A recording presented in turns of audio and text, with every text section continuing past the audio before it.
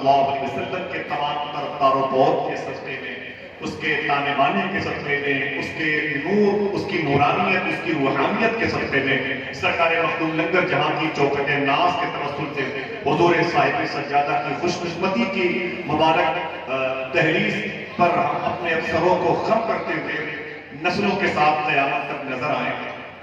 बैठे हुए हैं, कुरान शरीफ की एक आयत है। अल्लाह इरशाद फरमाता है कि बेशक अल्लाह के नजदीक सबसे बेहतर दीन दीन इस्लाम। मैं पूछता हूं कि ये दीन इस्लाम सबसे बेहतर है तो किस माने में? क्या इस इस्लाम के जो बड़े बड़े कायद और रहनुमा हैं उनके दस्तार के पेश बड़े बड़े से, उनके जुब्बे की रंगीनियां बड़ी मुबारकबाद और लीला जेब होती, या उनके इल्म की सर्टिफिकेट का वजन बड़ा ज्यादा होता है, या उनके जुब्बों दस्तार के मस्त होकर के निकलने वाली हवाओं की भी ताज़ीम की जाती है? किस माने में दीन इस्लाम सबसे बेहतर है?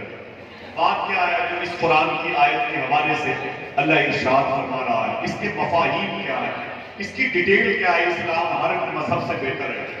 मैं इस हवाले से थोड़ी सी बात करूंगा, आपको समझ में आएगा कि इस्लाम सबसे बेहतर है तो किस माने में, इस्लाम सबसे प्यारा मजहब है तो किस माने में, इस्लाम सबसे बेहतर आईन है तो किस माने में, इस्लाम सबसे बेहतर दस्तूर अमल है तो किस माने में, इस्लाम तहजीब पर अपना असर डालता है किस हैसियत से, इस्लाम का ताल्लुक कैंसर से है कैसे? मैं ये सबूत के तौर पर कुछ बातें आपके हवाले करूंगा। जो मेरे नौजवान भाई खड़े हैं, अल्लाह उनके भी माँ बाप की मग़फ़िरत फरमाए और आपकी भी माँ बाप की मग़फ़िरत फरमाए। थोड़ी सी तवज्जो रखेंगे तो बातें समझ में आ जाएंगे इस्लाम क्या है। मालूम है आपको, दुनिया का बहुत बड़ा एक दानिश्वर था जिसका नाम था जॉर्ज बर्नार्ड शॉ। उसने लंदन की मुस्तशरिकीन यूरोप की मीटिंग में कहा था कि दुनिया की सबसे अजीम किताब कुरान मजीद है। एक ईसाई ये कह रहा है, एक आशिक सुभान अल्लाह भी नहीं कह रहा। वो कहता है दुनिया की सबसे अजीम किताब कुरान शरीफ है, दुनिया का सबसे अजीम इंसान मदीने वाला है। फिर वो कहता है कि दुनिया का सबसे अजीम मजहब मजहब इस्लाम है। मोहब्बत से बोलो, 3 बातें उसने कही। फिर कहता है कि लेकिन दुनिया का सबसे बंडल इंसान, दुनिया की सबसे बदतर कौम मुसलमान है। ये जॉर्ज बर्नार्ड शॉ ने कहा। दुनिया की सबसे अच्छी किताब कुरान, सबसे अच्छा इंसान मदीने वाले आका, सबसे अच्छा धर्म, सबसे अच्छा मजहब मजहब इस्लाम, लेकिन सबसे बदतर कौम मुसलमान। उससे पूछा क्या क्यों? तो जॉर्ज बर्नार्ड शॉ की आंख में आंसू आ गए। कहा इतनी अजीम किताब, इतना अजीम इंसान, इतना अजीम मजहब पा करके उसकी अजमत को ये ना समझ सकी ये कौम, इससे बदतर। समझ रहे हैं?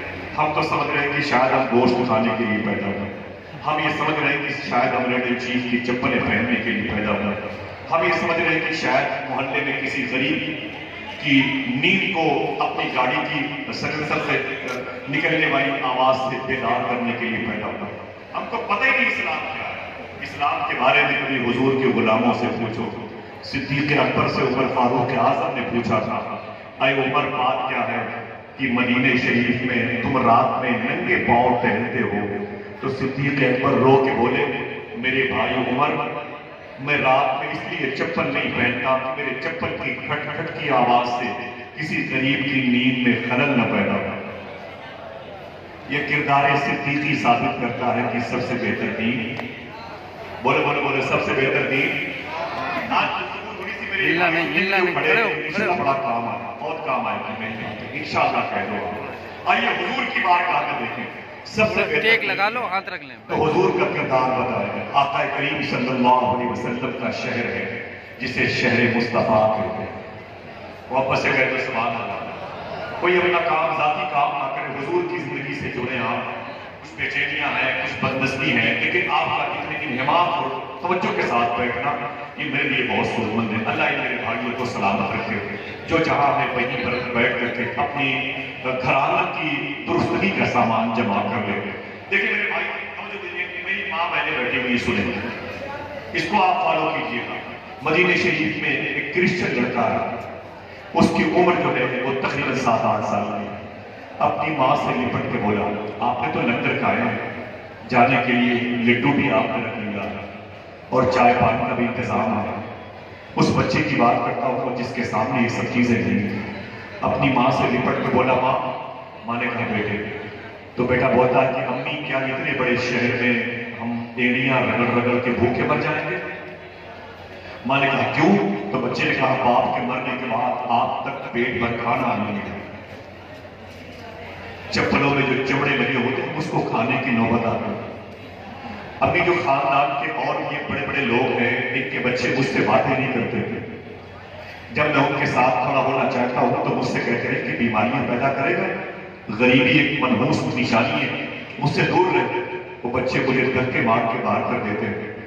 अम्मी मैं कहाँ जाऊं? माँ ने कहा बेटे मुझे भी भूख लगी है और तुझे भी भूख लगी है, मदीने में गरीबों का कोई सहारा नहीं है। फिर माँ रो के बोली, बेटा इसी मदीने में एक है, आप समझ गए। अल्ताफ हुसैन वाली कहता है वो नबियों में रहमत लकब पाने वाला, मुरादें गरीबों की पर लाने, उतर कर हिरा से सुए कौम आया और एक नुस्खे कीमिया सा। वो नुस्खे कीमिया क्या? आज जुड़ता इसे याद कर लो। माँ कहती बेटा इसी मदीने में एक है जिसका कोई नहीं उसका होता।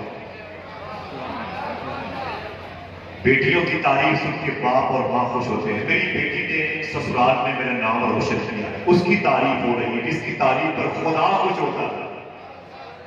वापस से बोलो। माँ कहती बेटा एक शख्स है मदीने में जो यतीमों का भी सहारा, जो लावारिसों का बेटा, जो वारिस है, जिसको देखने के बाद लोगों की भूख मिट जाती है। बेटे ने कहा अम्मी ये कौन है? माँ ने कहा वो आमीना का नाम है। आमीना का बोलो बोलो लाल है। बेटे ने कहा कि अम्मी इनका पता बताए, मैं इनसे मिल के आता हूं। तो माँ कहती है बेटा अफसोस है कि वहां जाने पर भी तेरा काम नहीं बनेगा। कहा क्यों? कहा उनकी एक शर्त है। कहा वो क्या? कहा जो उनका कलमा पढ़ता है, जो उनकी गुलामी अख्तियार करता है, उसको ही नवाजा जाता है। तू तो क्रिश्चियनिज्म, तू ईसाईइज्म का फॉलोअर है, तेरा बाप ईसाई का, मैं ईसाई हूं, तुझे नहीं देंगे। बेटे ने कहा माँ ये कौन सी बात हुई? अगर वो यतीमों का सहारा है तो उनको किसी का मजहब नहीं देखना चाहिए। अगर वो भूखों को खाना खिलाते हैं तो उनको किरदार नहीं देखना चाहिए। उनको धर्म से क्या मतलब है? सरकार मखदूम लंगर जहां की चौखट पे आने वालों, इन मुबारक बातों को याद कर लो, बड़ी काम आएंगी खुदा की कसम। पता नहीं किसकी जिंदगी की आखिरी रात है। बच्चे ने कहा माँ मुझे उनका पता तो बता सही, मैं उनसे मिल के आता हूँ। माँ ने कहा बेटे अपने मजहब से हाथ मत धोना, ये मजहब पुश्तैनी है, मीरासी है, तेरे बाप दादा का मजहब है, इसे संभाल के रखना। बेटे ने कहा परेशान मत हो मेरी माँ, मुझे उनका पता बता। माँ ने नबी का पता बताया। वापस से गए तो सवाल आया, बेटा हुजूर की बारगाह में आया। वापस से बोलो किसकी बारगाह में? जैसे बोलो किसकी बारगाह में? हुजूर की बारगाह में आया। हुजूर की बारगाह में आया। आका करीम सल्लल्लाहु अलैहि वसल्लम मस्जिद नबी शरीफ पे तशरीफ फरमाता।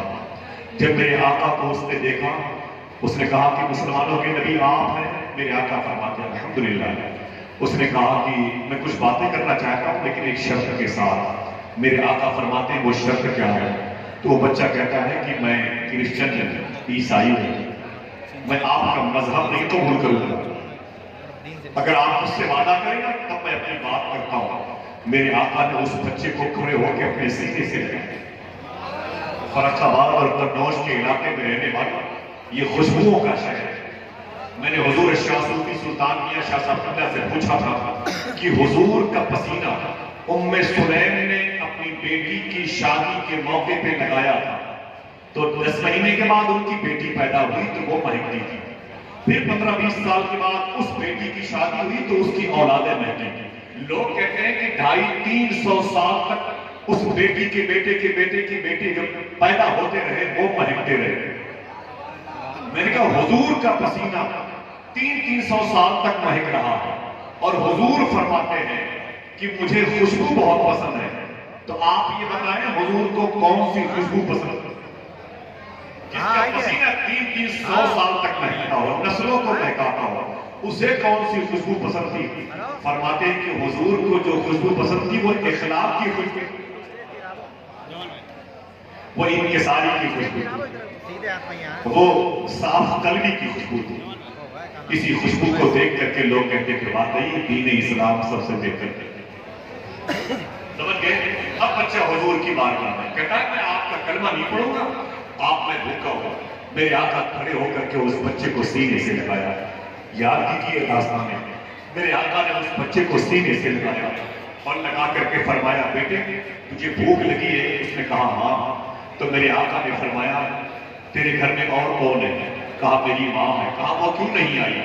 तो बच्चे ने कहा उसका लिबास इतना फटा हुआ है कि घर से निकल नहीं सकती, उसके बालों में गर्दो गुबार में कब्जा कर रखा है, उसकी गरीबी उसको, उसके पैरों की जंजीर बनी है, मेरी माँ घर से बाहर नहीं आ सकती है। मेरे आका ने उस बच्चे से कहा बैठ जाओ, सीने पे हाथ रख के फैसला करना। जितनी देर तक हुजूर ने उस गरीब बच्चे को सीने से लगाया है, इतनी देर तक अपने दरवाजे पर हम किसी गरीब से बात नहीं करते थे। हम उसे इन्फेक्शन समझते हैं, बीमारी समझते हैं, गरीबी को बीमारी समझते हैं। मेरे आका घर के अंदर तशरीफ ले गए और खुदा की कसम जब हुजूर वापस हुए तो वो बच्चा कहता है कि हुजूर के हाथों में खाना था। हुजूर बैठ के अपने मुबारक हाथों से हुजूर ने मुझे खाना था। वो उंगलियां जिनके बारे में मेरा इमाम कहता है उंगलियां हैं फैज पर डूबे हैं प्यासे जो। हुजूर ने अपने मुबारक हाथों से, वो बच्चा कहता है मुझे खाना खिलाया। जब मेरा पेट भर गया तो मेरे आका फरमाते तेरे घर में कौन है? उसने कहा मेरी माँ है। तो मेरे आका ने कहा वो भूखी है? तो मैंने कहा हाँ। तो हुजूर ने मेरी माँ के लिए भी खाना पैक किया। आई क्यों नहीं? कहा वो चल भी नहीं सकती, गरीब है, कपड़े फटे हुए हैं। वो बच्चा कहता है हुजूर ने मेरी माँ के लिए जोड़े का इंतजाम किया। और उस बच्चे को जब ये तबर्रुक हुजूर दे रहे थे ना, तो बच्चा कभी हुजूर को देखता, कभी हुजूर की दी हुई रोटियों को देखता था। हुजूर सल्लल्लाहु अलैहि वसल्लम उस बच्चे को लेकर के अपने घर के दरवाजे पर आए और दरवाजे पर आने के बाद मेरे आका सल्लल्लाहु अलैहि वसल्लम ने उस बच्चे से कहा बेटे इस दरवाजे को पहचान ले।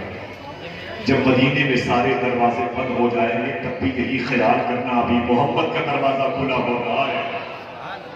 हामी गोरखपुरी कहता है ये रहमत का है दरवाजा, यहाँ ताला नहीं लगता, खुला रहता है पांचों वक्त मैखाना मोहम्मद का। बच्चा कभी हुजूर के दिए हुए तबर्रुक को देखता और कभी हुजूर के मुबारक चेहरे अनवर शरीफ की लकीरों को देखता हुआ तसव्वुर में घर गया। जब घर गया तो उसकी आंख में आंसू थे। मेरे आका सल्लल्लाहु अलैहि वसल्लम का किरदार असर कर गया था। माँ के करीब बैठ के माँ को उसने खाना पेश किया और खाना अब जोड़ा पेश किया। उसके बाद बच्चा रो के बोला माँ। माँ ने कहा बेटे तू हंसता क्यों है? तेरे चेहरे पर बशाशत भी है, आंख में जो आंसू है ये पता नहीं खुशी के हैं कि गम के हैं। बच्चे ने कहा माँ ये आंसू खुशी के भी हैं गम के भी हैं। कहा बेटे कहाँ से आ रहा है? तो माँ ने पूछा तो बेटे ने कहा उसी नबी के पास है। तब बच्चे ने कहा कि माँ थोड़ी देर तक उस नबी के पास बैठने में जो सुकून मुझे मिला है, इतना सुकून मुझे कभी तेरी दामन की इस पाकीज़ा परछाई की दहलीज पर बैठने में नहीं मिला है। ऐ मेरी माँ ये उस नबी के तवल्लुकात है, इसे कबूल कर ले। उस नबी ने मुझे अपने हाथों से खाना खिलाया और मुझसे कहा बेटे जब भूख लगे तो चले आना, जब प्यास लगे तो चले आना। माँ तुझसे मैं इजाजत लेने नहीं आया, माँ मैं ये बताने के लिए आया हूँ कि मैं भी उसी नबी का कलमा पढ़ के मुशर्रफा इस्लाम होना चाहता। बच्चे के ज़हन पेशानी की लकीरों से आवाज आई इन्नद दीन इंदल्लाह। हमने क्या बच्चों का खेल समझ लिया? खुदा की कसम बुरा न माने, आपके पास जो भी पत्थर है मुझे मार दे, मुझे कोई दिक्कत नहीं, मुझे इन सरकारों का सहारा है। कभी ऐसा होता है कि घर में अगर खाना बनता है, कोई मेहमान आता है तो तकलीफ होती है, हम कहते हैं कि दरवाजा बंद कर लो, खाने के बाद इससे मिलेंगे। मेहमान का अगर अभी मिलना है तो कहते हैं कि खाना लपेट दो, इससे मुलाकात कर लेंगे फिर खाएंगे। हमारे पास इतना तंग दिल, छोटा सा दिल है, अपने बच्चों को इतना तंग दिल बना दिया। कभी अच्छी चीजें हम पकाते हैं ना तो अपने बच्चों को स्कूल जाते वक्त कहते हैं बेटा ये पराठा है, ये हलवा है, ये बड़ी कीमती चीजें आज मैंने बनाई हैं, इसे अकेले कहीं किनारे पर खा लेना और खबरदार किसी दूसरे बच्चे को दिखाना नहीं।